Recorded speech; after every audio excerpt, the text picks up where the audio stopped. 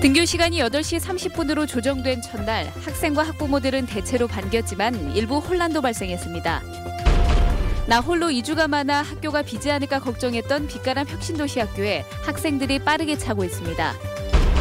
정치권이 박근혜 정부 편중 인사 실태 조사를 벌인 결과 검찰과 경찰, 국세청 등 영남 편중이 심각한 수준인 것으로 분석됐습니다. 오늘 새벽 광주의 한 모텔에서 불이 나 대피하던 투숙객이 추락해 중태에 빠지는 등 10여 명이 부상을 입었습니다. 여러분 안녕하십니까? 새 학기가 시작된 첫날입니다. 광주 지역 학교에서는 오늘부터 등교 시간이 8시 30분 이후로 늦춰졌습니다. 학생과 학부모들은 대체로 반겼는데요. 오늘 아침 등교길에 송정근 기자가 다녀왔습니다. 8시를 조금 넘긴 시각, 광주의 한 고등학교입니다. 예전 같으면 이미 등교가 끝났어야 할 시간이라 학생들이 보이지 않거나 정신없이 달려가는 지각생들을 볼 수 있었겠지만 오늘은 다릅니다. 학생 수십 명이 친구들과 이야기를 나누며 천천히 걷고 있습니다. 원래는 작년엔 언제까지 등교했었어요? 7시 50분. 늦잠 자서 늦거나 아니면 학교에서 잠을 많이 자는데 집에서 잠을 많이 자고 학교 오니까 그나마 좀. 이 학교의 경우 지난해 7시 50분까지였던 등교 시간이 8시 30분으로 예전보다 40분 늦춰졌습니다. 등교 시간이 늦춰지면서 교실의 아침 풍경도 많이 달라졌습니다. 시간이 부족해서 아침밥을 못 먹고 다녔는데 등교 시간이 늦춰져서 아침밥을 잘 먹고 다닐 수 있을 것 같아요. 학부모들도 대체로 반기는 분위기입니다. 아침 시간이 여유로워졌고 무엇보다 아침밥을 먹여보낼 수 있게 됐다는 겁니다. 자녀들 등교시킬 때 좀 여유가 좀 있겠고 그런 면에서는 좀 괜찮은 것 같아요. 다만 등교 시간이 직장인 출근 시간대와 겹치면서 학교 주변에는 교통 혼잡이 빚어졌습니다. 일부 맞벌이 부부들 사이에서는 아침 시간대 아이들을 혼자 방치하게 돼 걱정스럽다는 의견을 내기도 했습니다. 직장 엄마들이 7시 40분, 50분에 직장에 출근을 하면 나머지 틈이 한 3, 40분 있는데 그 시간에는 애들이 집에서 그냥 방치되지 않을까 싶어서 우려가 됩니다. 광주시 교육청은 광주 학생과 학부모, 교직원 41만 명을 상대로 지난해 설문조사를 한 결과 8시 30분 이후 등교를 결정했습니다. 교육청은 각 학교들이 이걸 지키는지를 지속적으로 확인할 계획입니다. 조기 등교 학생에 대한 그 현황과 또 학교의 지도 계획을 파악하고 있습니다.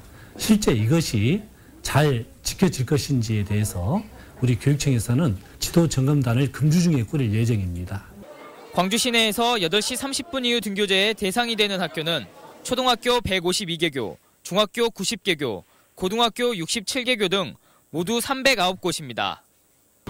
논란과 반발 끝에 시작된 8시 30분 등교가 학생과 학부모들의 바람처럼 긍정적인 효과를 내려면 교육당국의 꼼꼼한 대책 마련이 필요해 보입니다.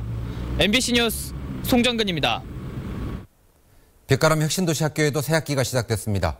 나 홀로 이주하는 공공기관 임직원들이 많아서 학교가 비지 않을까 하는 걱정이 있었는데 오히려 학교 부족을 걱정하게 생겼습니다. 보도에 김초롱 기자입니다. 빛가람 혁신도시의 단 하나뿐인 중학교 입학식입니다. 올해 신입생 수는 90여 명으로 작년에 7명이었던 것에 비하면 10배 이상 늘었습니다. 공공기관들이 자리를 잡고 주변 아파트 단지에 입주가 시작되면서 학생 수가 폭증했습니다. 여기 임직원만 있는 거 아니잖아요. 상가도 있고 있다 보니까 그런 사람들이 상당히 많이 들어와요. 신입생 가운데 3분의 1 정도는 부모와 함께 수도권에서 이사 온 학생들입니다. 처음에는 조금 걱정이 됐지만 지금 막상 가야 되겠다 생각하고 나니까 크게 걱정 안 되더라고요. 이 학교에 보내기 위해 나주에서 온 사람들도 많습니다. 괜히 명품학교일 것 같은 느낌도 들고 여기 혁신도시 살고 싶어서 이사 왔고요. 근데 첫 번째 목적은 아들 중학교 입학 때문에 이사 오게 되었습니다. 초등학생의 경우는 부모와 함께 이주하는 경우가 더 많고 전학생이 계속 들어오고 있어서 이제는 오히려 과밀을 걱정해야 할 상황입니다. 당초 예정보다 1년 앞당겨 혁신도시의 두 번째로 문을 연 유치원은 건물이 다 지어지지 않아서 초등학교에서 더부살이를 해야 할 정도입니다.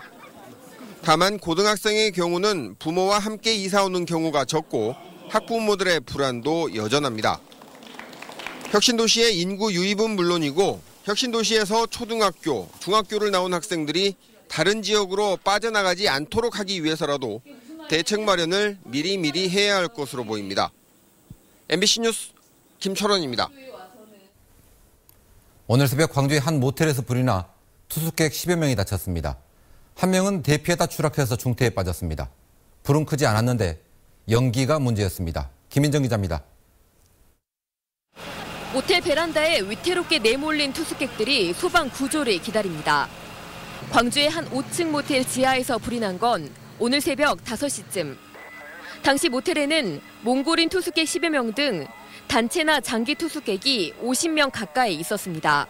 사이렌 이거 소리 나는 거 불났을 때 그것도 소리 하나도 안 나고 이거 물 쏟는 거 이것도 안 되고 네. 아무것도 안 됐어요. 무방 그러니까 뭐 주인이 뭐 어떻게 해라 뭐 이것도 없고요. 그냥 우리끼리 다 베란다로 다 뛰쳐나와가지고 달려달라고 소리 지르고 죽는 줄 알았어요. 새벽에. 화재 직후 모두 긴급 대피해야 했지만 방문 밖은 이미 연기로 꽉 찬 상태. 불이 난 지하에서 계속해서 연기가 심하게 올라오면서 연기를 피해 대피하려던 50개 투숙객이 이곳 2층 난간에서 추락하기도 했습니다. 머리를 다친 57살 정모 씨는 의식 불명 상태고 연기와 유독가스를 마신 다른 투숙객 10명도 치료를 받고 있습니다. 불은 20분 만에 꺼졌지만 계단 통로가 일종의 굴뚝 역할을 하면서 연기가 상승 기류를 타고 순식간에 위로 치솟았기 때문입니다. 처음에 지하 지금 보일러실로 추정되는데 거기서 연기가 나가지고 계단 통로를 통해서 위쪽으로 이렇게 연기가 확산되고 있는 그런 상태였습니다. 경찰과 소방당국은 모텔 지하 보일러실 쪽 층계가 가장 심하게 타 있는 점을 토대로 화재 원인을 조사하는 한편 모텔 업주를 상대로 소방법 위반 여부를 확인하고 있습니다. MBC 뉴스 김인정입니다. 오늘 오후 5시 50분쯤 광주시 광산구의 한 아파트 옥상에서 불이 나 20여 분 만에 진화됐습니다. 이 불로 연기가 심하게 발생했지만 다행히 인명피해는 없었습니다. 경찰과 소방당국은 옥탑방 부근이 심하게 불에 탄 점을 토대로 정확한 화재 원인을 조사하고 있습니다. 현 정부의 고위직 인사가 영남에 편중됐다는 얘기는 여러 차례 나왔습니다만 야당이 실태를 조사해봤더니 해도 너무한다 싶은 정도입니다. 5대 권력기관은 물론이고 정부와 공공기관까지 영남 출신이 거의 독식하고 있었습니다. 보도에 정용욱 기자입니다. 대한민국 고위직 인사는 한마디로 영남권 편중인사, 호남권, 충청권 소외인사였습니다. 검찰과 경찰, 국세청과 감사원, 공정위 등 이른바 5대 권력기관의 고위직 160여 명 가운데 영남권은 42.3%로 호남이나 충청권의 2배 이상에 달했습니다. 5대 권력기관장은 모두가 경남과 경북 출신으로 영남이 독점했습니다. 정부 조직의 차관급 이상 고위직들도 영남권이 3분의 1 이상을 차지한 반면 호남이나 충청권은 10%대에 머물렀습니다. 대통령과 국회의장, 대법원장과 헌법재판소장 등 국가의전서열 상위 10위 가운데 4분의 3이 영남 출신이고 의전서열 33위까지 확대해도 영남권이 절반 가까이를 차지했습니다. 특정 지역에서 태어났다는 이유로 권력을 중심에서 소외된다고 한다면 출신 지역이 일생을 사는 데 있어서 로또 복권이라고 한다면 그 사회의 통합은 불가능해질 거라고 생각합니다. 공공기관이라고 예외는 아니었습니다. 공공기관장 230여 명 가운데 영남권은 42.7%로 수도권과 호남권, 충청권을 모두 합친 비율과 비슷한 수준이었습니다. 조사를 진행한 새정치민주연합은 영남권 편중인사가 지역주의를 조장하고 국민 화합을 저해하고 있다며 정부의 균형 잡힌 인사를 촉구했습니다. MBC 뉴스 정용욱입니다. 이번 주 토요일이면 2015 K리그가 9개월의 대장정을 시작합니다. 3년 만에 클래식 무대에 오른 광주FC는 출정식을 갖고 올 시즌 선전을 다짐했습니다. 정지성 스포츠캐스터입니다. 올 시즌 광주에서 활약할 선수들이 차례로 소개되고 모두가 한마음으로 응원의 박수를 보냅니다. 선수단은 반드시 살아남겠다는 절실함으로 일부 리그에서도 좋은 경기를 펼칠 것을 다짐합니다. 주말만 되면 이제 축구가 보고 싶어지도록 저희 선수들이 재밌는 경기 그리고 즐거운 경기 그리고 뭐든지 최선을 다하고 열심히 하는 경기를 보여드릴 생각입니다. 간절함으로 이룬 승격. 남길 감독은 올 시즌 선수들의 모든 역량을 끌어내 6강에 들겠다는 구체적 목표도 제시했습니다. 그리고 신인 선수들이 더 가담하면서 좀 더 시너지 효과를 내면서 좀 더 한층 더 발전되는 그런 팀으로 조금 더 성숙됐다고 볼 수 있고요. 윤장현 구단주도 광주FC 선수들을 만나 자신감을 강조하며 광주시의 지원을 약속했습니다.